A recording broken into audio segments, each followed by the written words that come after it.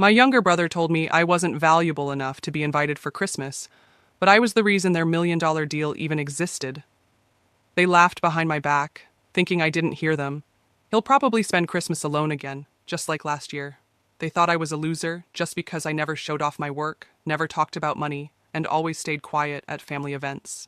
But this year, I had quietly become the real owner of the company they were trying to sign a $1 million contract with. If this made you pause, don't forget to like, subscribe, and share, because what happens next will blow your mind. I got the email 2 weeks before Christmas. It was from my sister-in-law. Short, cold. Hey, this year Christmas dinner will be a bit tight. Hope you understand. Let's meet some other time. No call, no apology. Just a digital slap in the face. I didn't even respond. I didn't need to. They didn't know I had just finalized a silent acquisition of a fast-rising logistics firm, one they'd been trying to partner with for the past 11 months. The same deal my brother bragged about over dinner last summer. If we close this, we'll double our revenue overnight. And now, without even knowing, they were negotiating directly with me under a different company name, a name I created. Last Friday, I got another email, this time from my cousin, who's also part of their company. Hey bro, just wanted to let you know, our big Christmas pitch is happening tomorrow. If this goes well, we're in the big leagues. I smiled, because I had already scheduled a meeting for that same pitch, but I wouldn't be showing up in person. I had someone else playing the frontman role, a friend from college who owed me a favor. The real contract sat on my desk, waiting for one signature. They thought I was still jobless, still the quiet one. But I had watched, I had listened, I had built everything in silence. And now they were walking into a trap, one that would publicly expose who they had cut out of Christmas and who really owned their future.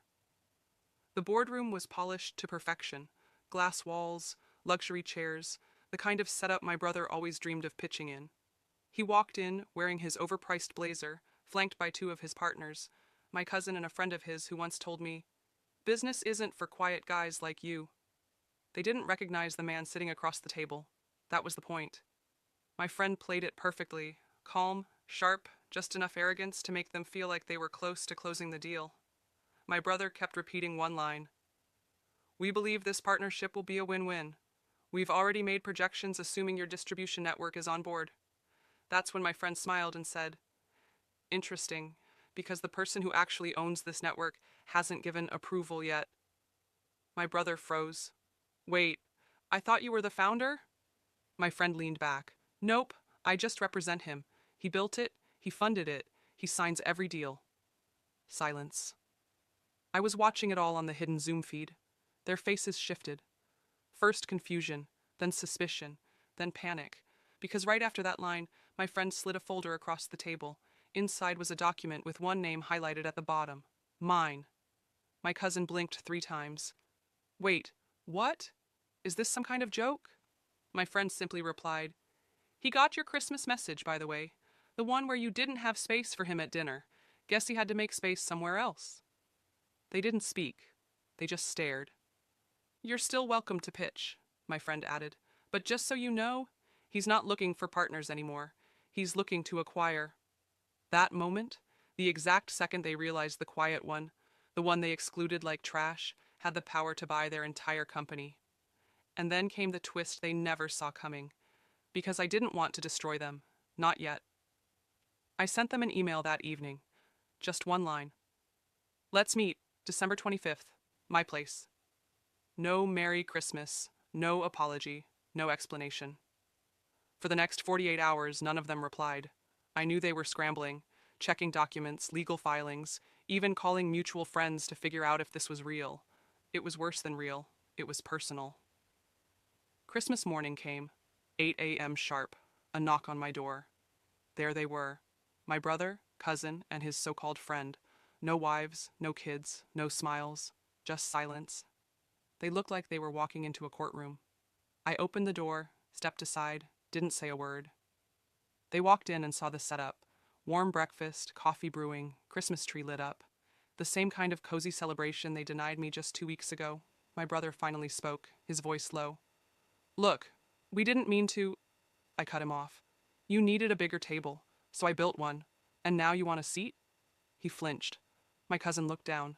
We didn't know you were behind that company, my cousin said. If we had, you'd have sent an invite? I asked. Or just used me to close the deal faster? They said nothing. I walked over to the coffee table and picked up a single sheet of paper, the final contract, the one they were hoping to sign for $1.2 million in funding. Their company needed it badly. I knew. They were hanging by a thread, and I held the scissors. I handed them the paper. My brother looked shocked. Wait, are you giving us the deal? I nodded. But there's a condition. They leaned in. From now on, I said slowly, you work under me. You take orders, you report monthly, and if any of you ever treat someone like they're invisible again... I paused, letting the words hit. I won't cut your deal. I'll cut your company. The air went cold. No one spoke. No one moved. And then, just before they left, my brother turned and said something I'll never forget. You really waited for the perfect moment, didn't you? I smiled. Number I created it. 2 weeks later, their office looked completely different. The logo outside had changed, replaced with the name of my parent company. My team had already stepped in. New systems, new leadership, and weekly reports sent straight to me. I didn't show up in person, not once, because the truth is, power doesn't need to announce itself. It watches quietly until it owns everything. My brother's office, once filled with ego and fake awards, now had a new desk, smaller, modest, and yes, he sat behind it. I made sure of that. His old position, reassigned to someone else, a woman they used to mock for being too soft.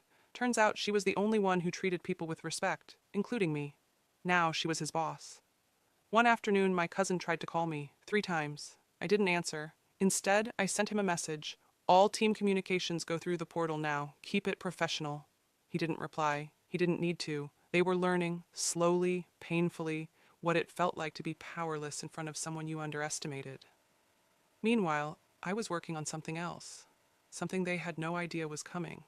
Because while they were busy adjusting to their new reality, I was finalizing a deal that would merge their company into one of our subsidiaries, completely dissolving their brand. In 30 days, their legacy would vanish. No name, no logo, no trace. They'd still have jobs, but they'd be just that. Employees of the same man they didn't think was important enough to sit at their Christmas table. That night, I walked past a cafe and saw them all sitting together. No laughter, no bragging, just silence and lowered eyes. I didn't walk in. I just kept moving. Because some revenge doesn't need a confrontation. Sometimes, the sweetest revenge is watching them live inside the empire they once said you'd never build. And I wasn't done yet. The final blow wasn't loud. It was silent, clean, and permanent. 30 days later, the papers were signed. Their company, once proudly stamped with our family name, officially became part of my holding group. The same cousins who once joked about me being unemployed now had email addresses ending with @mydomain.com. And then came the meeting. Mandatory. All staff. Conference room packed. They didn't know what was about to happen. They thought it was just a quarterly update. My brother sat in the front row. My cousin 2 seats over, trying not to look nervous. The lights dimmed. A short video played. A journey of the company. Its mistakes, its mismanagement, the years of wasted potential. Then a sentence flashed across the screen. Sometimes the person you ignore is building the ground you're about to stand on. Gasps, whispers, eyes darting. Then the lights turned on, and there I was, walking in through the side door. No one moved, not even my brother. I stepped up to the front, took the mic, and looked directly at the people who once laughed at me for not having a car, a house, or direction. You gave up on me when I had nothing. Now I own everything you built, and everything you dreamed of building. I turned to the screen again, where one last slide appeared. Effective immediately. All former partners are now employees. Titles removed. Salaries adjusted. Welcome to the new order. My cousin stood up. You can't do this. I didn't even look at him.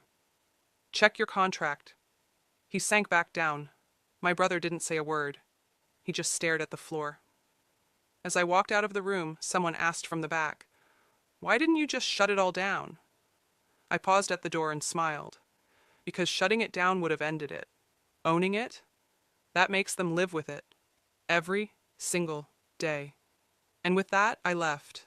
Not just the room, but the entire past. Because now, I wasn't just the outsider. I was the final chapter in their story, and the first page of my empire.